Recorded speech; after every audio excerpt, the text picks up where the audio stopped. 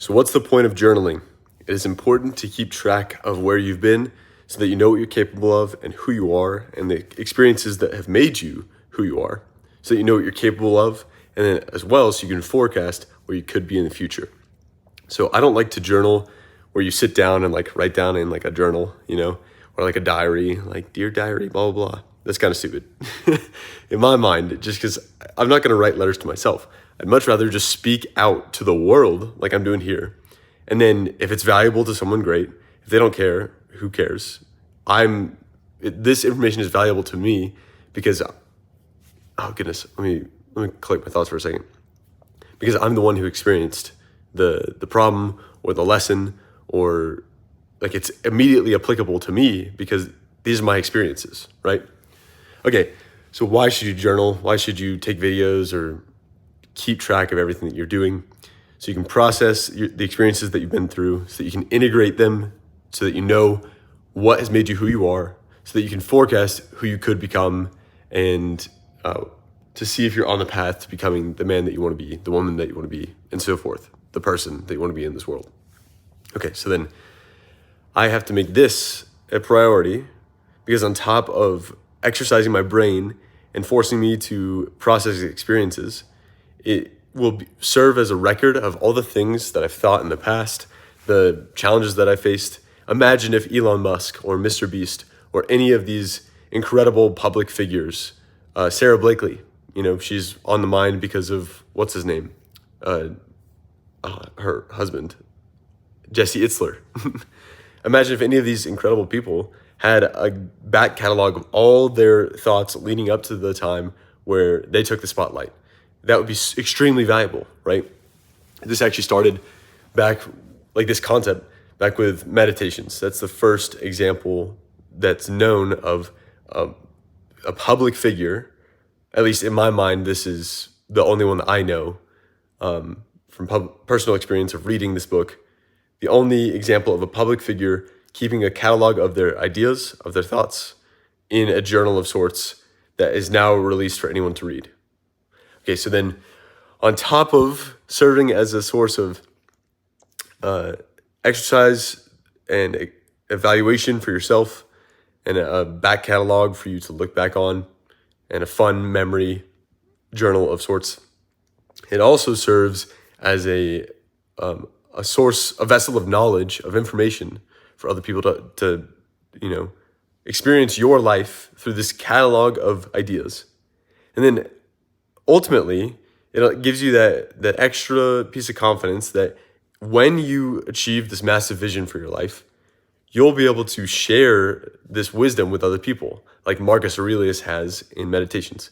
Now, he didn't want to be the Roman emperor from birth. He was kind of forced into it. And like more so, he didn't seek it out. It was like forced on him, or like the situations of his birth caused him to be the one to take on this position in society, let's say. And he also didn't know that his meditations were going to be released, right? But it is really cool that we have that now. So even if you don't achieve the platform of Marcus Aurelius, the most powerful man in the world, you can still have a back catalog of all your thoughts and ideas, so that one day, you can give it to your kids. Say, hey, this is what I've learned in my life. This is my life's experience from the day that I started recording these videos. And that's why I'm excited to do these. It's because I get to show my kids how I grew up and actually articulate it.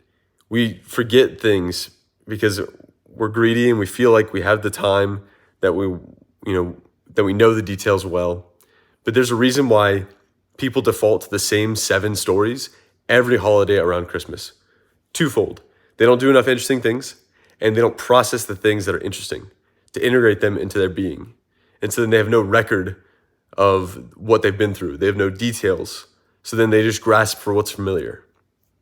And that's not good, because then you don't grow. If you're always in the familiar, you're not pushing your boundaries. So if you're not seeking new stories to tell, if you're always telling the same old stories, then there's no growth, right? So then on top of all this, another reason why you should record videos in a journal format, or just a processing vessel like the Daily Thoughts YouTube channel that I have right here is that it allows you to be aware of all the stories that you continue to tell people so that you seek new experiences to replace those stories. How's your life going, man? I haven't talked to you in a whole year. Hey, happy birthday. How you doing? You know, when people ask you these things and you're like, same old, same old.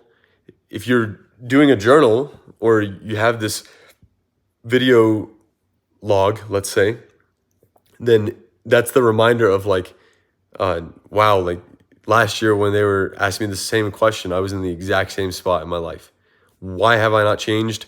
Because I haven't sought out new experiences, because I haven't taken the time to develop a vision. These are reminders for myself more than anything, because if I were to say last year at this time compared to this year at this time, have I moved forward whatsoever? The only thing that's really changed is that I've started to actually edit and post videos, but I don't have necessarily a clear and developed vision on how I'd like my life to scale up. I have somewhat like over there on the floor, a framework laid out of what I want my life to look like for the near future. Something along the lines of prioritizing the body, the mind, and the soul, building up those three categories of my life by focusing on the 4 categories of scale: character, content, code, and capital. So basically seeking out solid experiences to grow my character in each of these categories, such that I have great content or information or ideas or structures or experiences or whatever it is to share with people, or products, you know, exercise routines, whatever it looks like. So character, content. Then code, I put it in a system of some sort so that people are able to use that. It's a program. So I go out and experience the world, learn things, and then from that, I would withdraw all the wisdom as content to give them, or code as like a structure for how they could go out and do this in their own life. Okay?